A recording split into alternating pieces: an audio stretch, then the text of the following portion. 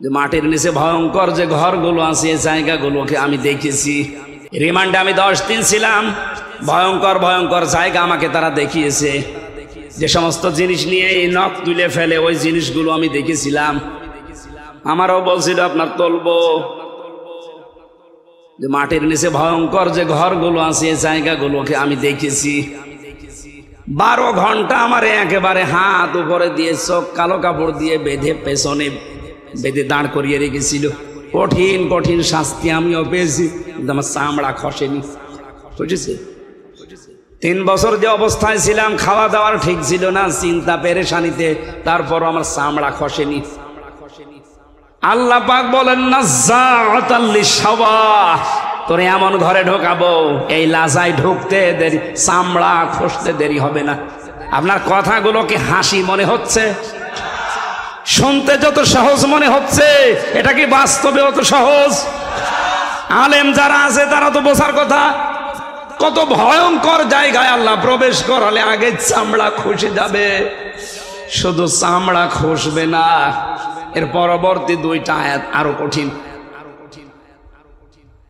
আমার তো আয়াতগুলো দেখার পরে, পড়ার পরে মনে হয় আল্লাহ পাক যেন বাংলাদেশ দেখে দেখে এখনই নাজিল করছে। এইটাই চলছে। এবার যে 2টা কথা বলবো দেখবেন এ দেশের সাথে 100 ভাগ মিলে যাচ্ছে। এই যে ভয়ঙ্কর জায়গা লাজার নাম শুনলেন, এখানে গেলে আগে চামড়া খসে যাবে। আল্লাহ পাক বলেন এখানে দেব কাদের জানো? ওই যে সাবাত আবওয়াব দেওয়ার পরে আল্লাহ দিয়েছেন লিকুল্লি বাবিম মিনহুম জুজউম মাকসুম। দুনিয়াতে যে যে ধরনের অপরাধ করবে তাকে আল্লাহ ওই দরজা দিয়ে প্রবেশ করাবে। এই লাজা নামক দরজা দিয়ে আল্লাহ কাদেরকে দিচ্ছে? ভোলায় আছে নাকি আপনি দেখেন তো। 2টা গুণ যাদের ভেতরে পাওয়া যাবে তাদেরকে আল্লাহ এই লাজায় দেবে। গেলে আল্লাহ আগে চামড়া খসিয়ে ফেলবে।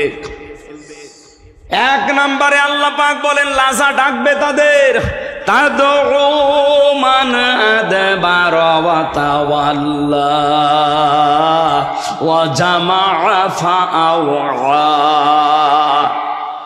1 নম্বর সত্যের দিকে যাদেরকে আহ্বান করা হয়েছে, এ মানুষগুলো সত্যের দিক থেকে পৃষ্ঠ প্রদর্শন করে মুখ ঘুরিয়ে চলে গেছে। আর বাংলাদেশে এখন এই মানুষ বেশি।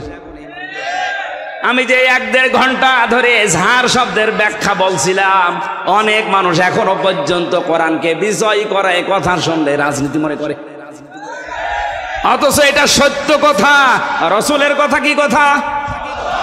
কথা বলে না কেন? আমি যদি চেয়ারম্যান সাহেবকে এখন বলি টয়লেটে বাম পা দিয়ে প্রবেশ করে আল্লাহুম্মা ইন্নী আউযু বিকা মিনাল খুবুসি ওয়াল খাবাইস, এটা পড়ে আপনি বাম পা দিয়ে প্রবেশ করলেন, 5-7 মিনিট 10 মিনিট ওখানে বসলেন, গন্ধ জিনিসগুলো বের করে দিয়ে যখন ডান পা দিয়ে বের হবেন তখন বলেন গফরানাক আলহামদুলিল্লাহিল্লাযী আযহাবা আন্নিল আযা ওয়া আফানি। এই যে 8-10 মিনিট যত ব্যয় হয়েছে টয়লেটে পোড়াটা ইবাদত। পোড়াটা কি? কারণ এই পদ্ধতিটা রসুলের এই পদ্ধতি মেনে আপনি টয়লেটে 8-10 মিনিট 20 মিনিট আধা ঘন্টা কাটান, পুরো আধা ঘন্টায় কি এটা বুঝেছেন? এটা কি এই নিকৃষ্ট কাজ? আধা ঘন্টা যদি আপনি ইবাদত মনে করেন, আমি যদি টয়লেটের যে ভালো ভালো বিষয়গুলো আছে এগুলো যদি আমি এখন ব্যাখ্যা করে বলবেন হুজুর আরো বলেন, কারণ আপনার পেট থেকে এই গন্ধ জিনিস বের করে যদি আল্লাহ না দিত, প্রসাব যদি আপনার বন্ধ হয়ে যেত। আমি জেল থেকে বের হওয়ার পরে আমার প্রসাব বন্ধ হয়ে গিয়েছিল। ডাক্তারকে দেখানোর পরে আমারে বলছে প্রসাব আমরা চালু করে দিতে পারি, কমপক্ষে 12,000 টাকা লাগবে। প্রসাব বের করতে যদি 12,000 টাকা লাগে, এটা যে কত বিষয়গুলো ছাকনি দিয়ে ছাকার মতো এই টয়লেট দিয়ে এই প্রসাব দিয়ে আল্লাহ আমারা বের করে দেয়। এই জন্যই তো আযহাবা আন্নিল আযা ওয়া আফানি বলা হয়। আল্লাহ এই গন্ধ জিনিসগুলো শরীর থেকে তুমি বের করে শেষ করে দাওনি, আমাকে শান্তি স্বস্তি একটা নিরাপত্তা দিয়েছো, একটা আনন্দ লাগছে, আমার কাছে ভালো লাগছে। এখন 8-10 মিনিটের বিষয়গুলো 20 মিনিটের বিষয় আপনার কাছে খুব ভালো মনে হচ্ছে, বলেন হুজুর আরো। টয়লেটের মতো নিকৃষ্ট 20 মিনিট 25 মিনিট যদি আপনার কাছে ভালো লাগে, রাসূলের সুন্নত মনে হয়, এই সারাটা জীবনে আমার এখন 33 বছর বয়স, এই 33 বছর কিভাবে চলবে রাসূলের জীবনীতে সেটা নেই। আরো জোরে বলেন। বিশ্ব নবী তার 63 বছরের জীবনে 10 বছর এই কোরআন দিয়ে তিনি রাষ্ট্র চালিয়েছিলেন। এই কথা বলুন। 10-12 মিনিট 15 মিনিট যদি আপনার কাছে সুন্নত মনে হয়, আর 10টা বছর যিনি এটা দিয়ে চালালেন ওইটা আপনার কাছে রাজনীতি মনে হয়, আপনি কি মানুষ? সত্যের দিকে আহ্বান করার পরেও যদি কেউ ঘাড় ঘুরিয়ে চলে যান, অহংকার করে, বোঝার পরে না বোঝার ভান করে মুখ ফিরিয়ে চলে যান, আপনাকে দিয়ে আল্লাহ লাজা ভর্তি করবে, যেখানে গেলে চামড়া আগে খসাবে। এখন তো হয়তো কিছু টের পাচ্ছেন না, চোখ বন্ধ করে দেখেন কি অবস্থা হয়। দ্বিতীয় নম্বরটা তো আরো কঠিন। যারা দুনিয়ায় মাল সম্পদ জমা করে আর এটা সংরক্ষণ করা যায় কি করে সেই চিন্তা ভাবনা করে। অনেক আজ এটা করেছে, দেশে পারছে না, বেগম পাড়া বানাচ্ছে। ওর চিন্তা একটাই যে যাই করেছি সঞ্চয়, এটা কি করে টিকিয়ে রাখা যায়। এই গুণ যাদের ভেতরে আছে বাংলাদেশে, তারা আল্লাহ যায় যাবে। জীবনে যত প্রেম আছে কলিজায়, নবীজির তরে সব ঠোকর দিয়ে দেব তাই। বিনিময়ে শাফাত যদি তার পাই, মুছে যাবে জীবনে যত ব্যথা ভার। বালাগাল উলা বিকামালিহি কাশাফাদ দুজা বিজামালিহি।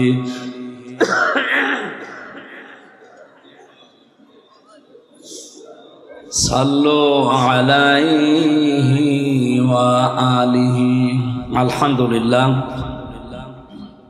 বাংলাদেশের ঐতিহ্যবাহী জেলা ভোলা, একমাত্র দ্বীপ জেলা ভোলা, বোরহানউদ্দিন থানার অন্তর্গত বোরহানগঞ্জ বাজার কুলসুম রহমান মাধ্যমিক বিদ্যালয় ময়দানে বোরহানগঞ্জ বাজার ব্যবসায়ী ও তাফসির কমিটির উদ্যোগে মহাবিশ্বের মহাবিশ্বয় আমাদের মালিক, আমাদের মনিব, মহান রব্বুল ইজ্জাতুল জালালের মুখের পবিত্র বাণী কোরআনে কারীম তাফসীরুল কোরআন মাহফিলের স্বনামধন্য সভাপতি,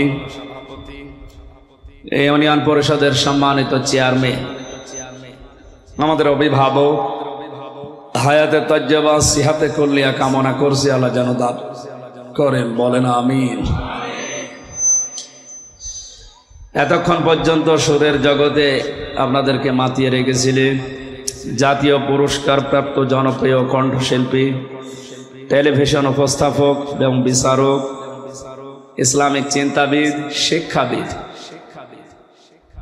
শ্রদ্ধাভাজন বড় ভাই জনাব ওবায়দুল্লাহ তারিক, আতালাল্লাহু উমরাহু ওয়া বারাকাল্লাহু ফি হায়াতি, বলেন আমিন। এতক্ষণ যারা আলোচনা রাখলেন, মোল্লা গ্রাম জামে মসজিদ সম্মানিত খতিব, বিশিষ্ট ইসলামিক চিন্তাবিদ জনাব মাওলানা ইউসুফ শরীফ মিয়াজি, আলোচনা রেখেছেন জনাব মাওলানা নূর হোসেন নুরানি, মঞ্চে বসা আছেন ভোলার কৃতি সন্তান, আন্তর্জাতিক খ্যাতি সম্পন্ন কারি, শ্রদ্ধাভাজন বড় ভাই জনাব মাওলানা কারি গোলাম মোস্তফা, আতালাল্লাহু উমরাহু ওয়া বারাকাল্লাহু ফি হায়াতি, বলেন আমিন। ভোলায় আসলে যার কথা মনে হয়, মন থেকে দোয়া আসে, এই বোরহানগঞ্জ বোরহানউদ্দিন থানার কৃতি সন্তান, আন্তর্জাতিক খ্যাতি সম্পন্ন মুফাসসিরে কোরআন, হাজার হাজার আলেমের উস্তাদ আল্লামা সাইয়্যিদ কামাল উদ্দিন জাফরি হাফিজাহুল্লাহ, হায়াতে তাজ্জাবা সিহাতে কুল্লিয়া কামনা করছি আল্লাহ যেন দান করে। মঞ্চে বসা ওলামা একরাম, সামনে বসা মুসলমান ভাইরা, পর্দার আড়ালের সম্মানিতা মা এবং বোনেরা, প্রশাসনের ভাইরা, প্রাণ প্রিয় ভোলাবাসী, দল মত নির্বিশেষে কোরআনের এই অনুষ্ঠানে যারা ইবাদত মনে করে এসেছে, ইবাদত যেভাবে করা লাগে ওই পরিবেশ করেন। কথা বলবেন না, কথা বলবেন না, অন্য যা করেন কথা বলবেন না। এই আবার কথা বলে কেন? কথা বন্ধ করেন ভাই। এই কঠিন পরিস্থিতিতে ঈমান রাখা আগুন হাতে রাখার চাইতেও ভয়ঙ্কর হয়ে দাঁড়িয়েছে। এই মুহূর্তে মহান রব্বুল ইজ্জাত আল জালাল আমাদেরকে দয়া করে কোরআনে কারিমের মতো সবচাইতে বড় নিয়ামতের অনুষ্ঠানে হাজির হওয়ার তৌফিক দিয়েছেন। বলছি আলহামদুলিল্লাহ। এটা নিয়ামতের একটা শুকরিয়া আদায়ের বাক্য।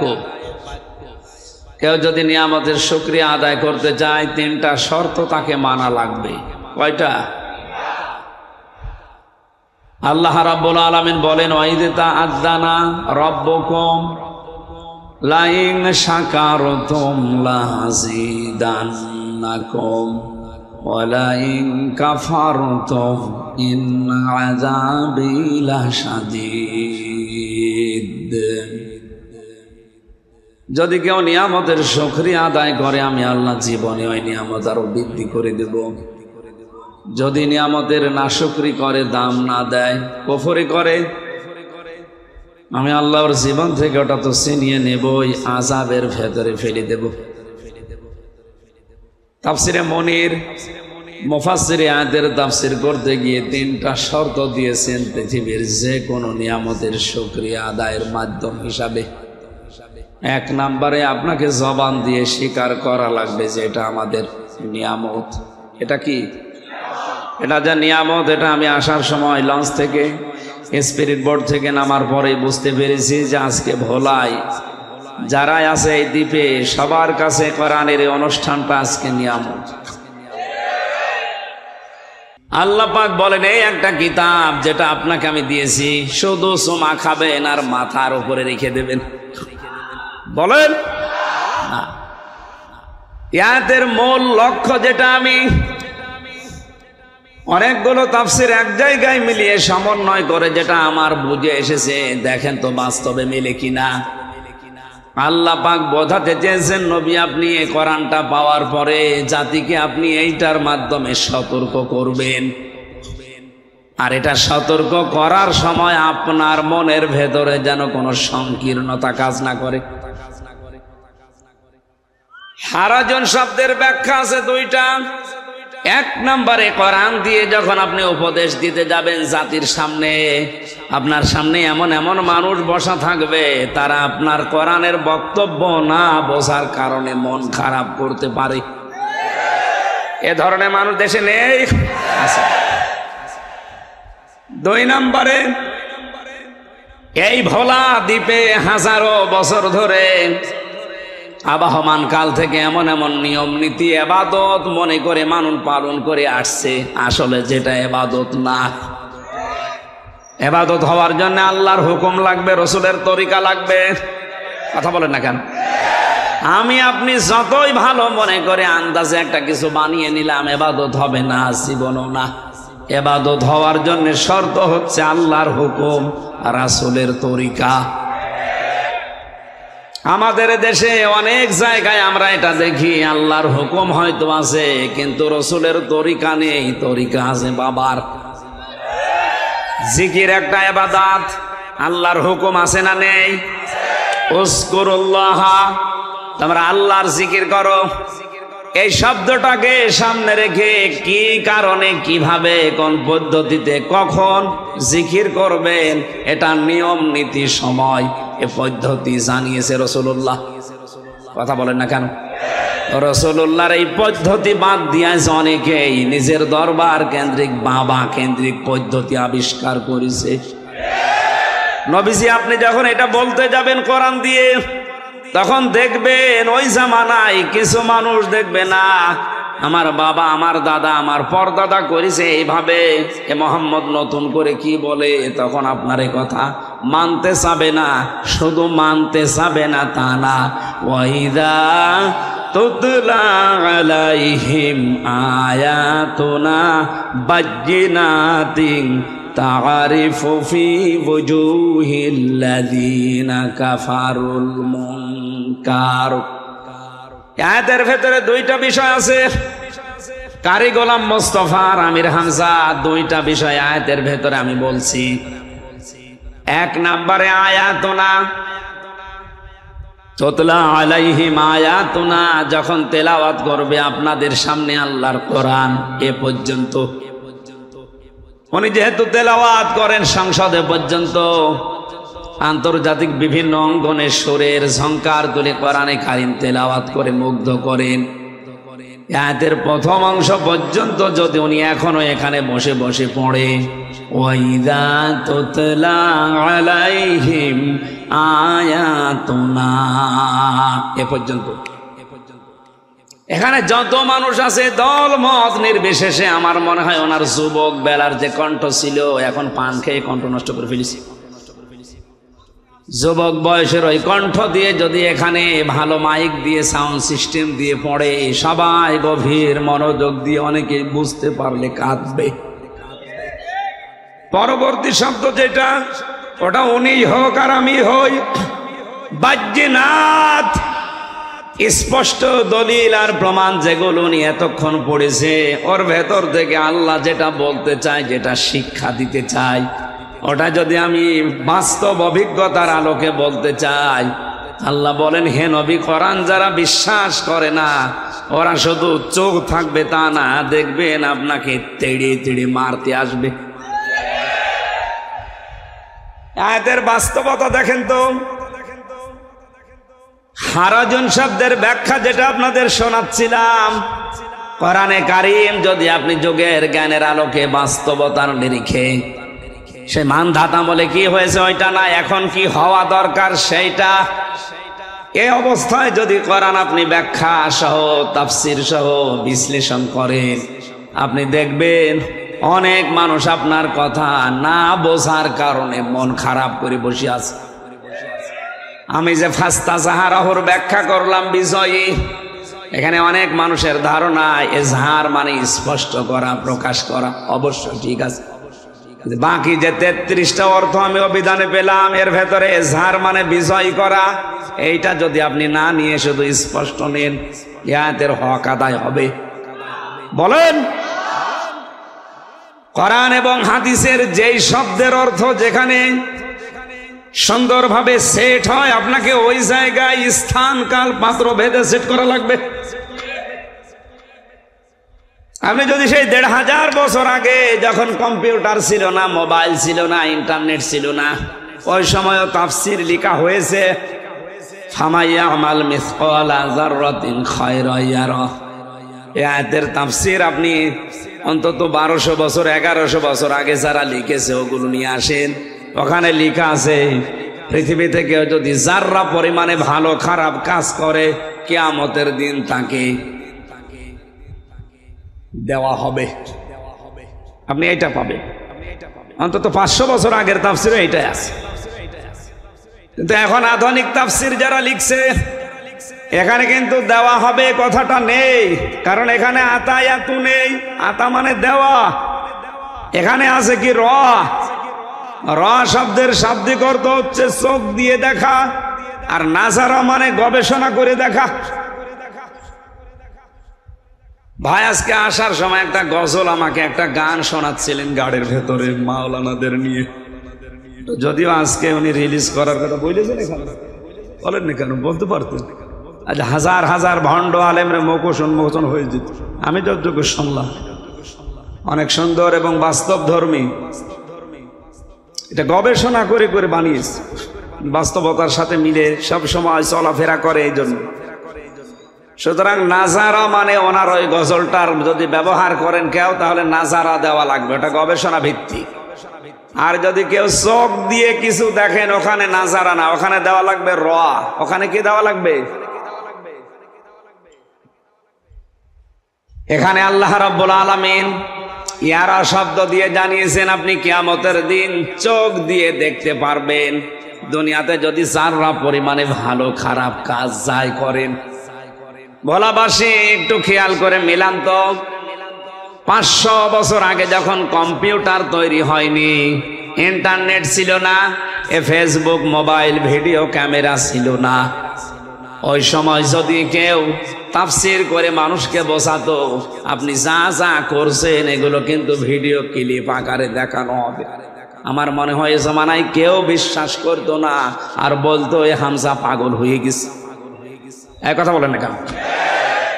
কারণ একটা জিনিস অতীত হয়ে যাওয়ার পর ওইটা যে আবার দেখা যায়, এই সিস্টেমই তখন মানুষের জানা। কিন্তু এখন এই ভিডিও ক্যামেরা হওয়ার কারণে এই যা হচ্ছে এটা যদি 20 বছর 50 বছর পরে আবার এইভাবে দেখতে চান, কোথায় আমি আঙ্গুল উঁচু করেছি এইটা দেখা যাবে না। কথা বলে না কেন? এই জন্য আল্লাহ আরো দিয়েছেন, এই পৃথিবীর ময়দানে আপনি কাউকে যদি চড় এভাবে উঁচু করেন, মারেননি, এভাবে উঁচু করেছিলেন, ওইটাও কিয়ামতে আপনি দেখতে পাবেন।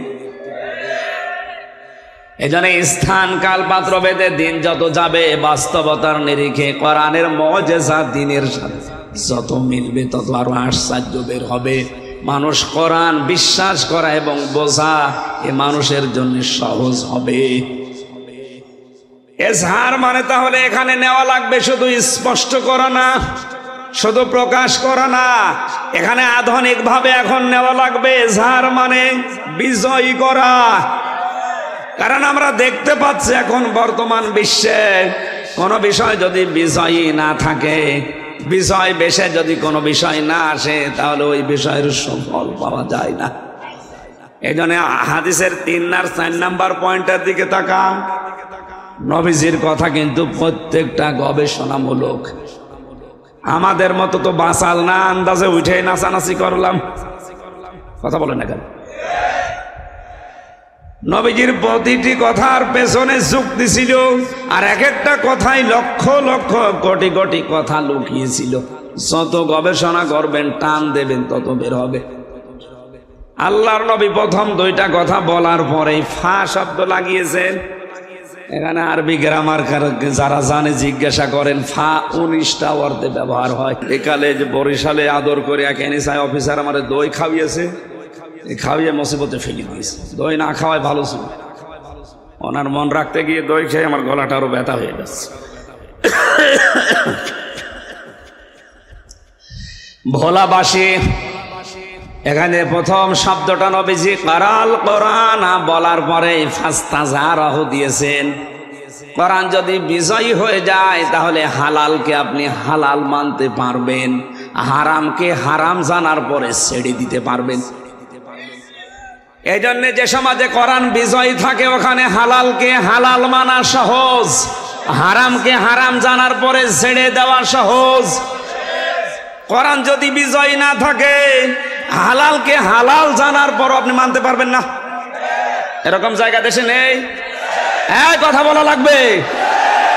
হারামকে হারাম জানার পরও ছেড়ে দিতে পারবেন না। একটার সাথে আরেকটা কেমন মিল দেখেছেন? এর পরের শব্দ তো আরো আশ্চর্য। আমি মনে করছি যারা আলেম আছে এখান থেকে অনেক তথ্য আপনি নিতে পারবেন। ফাস্তাজহারাহু দেওয়ার পরে ফাহাল্লা হালালাহু ওয়া হাররামা হারামাহু শেষ করেননি। নবীজি বলেন আদখালাহুল্লাহুল জান্নাহ, আল্লাহ তাকে জান্নাতে দিয়ে দিয়েছে। প্রশ্ন আসতে পারে আমি তো এখনো মারা যাইনি, আমার জান্নাতে দিল কি করে? অথচ এটা মাছের শিকা। এই কথা বলছেন না কেন? অতীতের শব্দ নবীজি লাগালেন, আমি এখনো মারা যাইনি, তাহলে জান্নাতে পৌঁছালাম কি করে? মুহাদ্দিসিন ইকরামে হাদিসের ব্যাখ্যা করতে গিয়ে আমি এর আগ পর্যন্ত বুঝতাম না। জেলখানায় 3টা বছর আমি কওমি মাদ্রাসার প্রায় 76 জন আলেমের সাথে পাশাপাশি ছিলাম। বিশেষ করে মাওলানা মামুনুল হক, এ লোকটার আরবি গ্রামারের উপরে বড় দখল আছে। এত সূক্ষ্ম সূক্ষ্ম বিষয় বিভিন্ন আয়াত থেকে হাদিস থেকে বের করতে পারে, যেটা আমি বিশ্ববিদ্যালয় শেষ করেও পাইনি। কারণ ভার্সিটিতে যারা ক্লাস নেয় এত সূক্ষ্ম বিষয় ওনাদের মন নেই, আর ওনারা মাত্র 40-45 মিনিট ক্লাস নাই, কি দেবে? আর এখানে 3 বছর ওনার রোমে আমি একাধারে একসাথে ছিলাম। 24 ঘন্টায় ওনার সাথে আমি দেখেছি সূক্ষ্ম কিছু বিশ্লেষণ ওনার কাছে আমি যেটা পেয়েছিলাম, তার ভেতরে আদখালাহুল্লাহুল জান্নাতা, আগের বর্ণিত এই 4টা শব্দ যদি সত্যিই কোনো ব্যক্তি, পরিবার, সমাজ আর রাষ্ট্রে মেনে নিতে পারে, সে যেন বিশ্বাস করে নবীর এই কথা যে সে জান্নাতে আছে।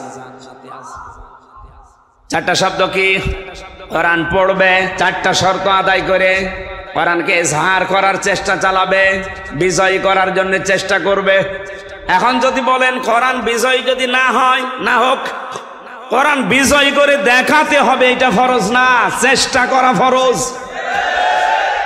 কারণ এটা পৃথিবীর যত ভালো কাজ আছে সবচাইতে ভালো কাজ এইটা।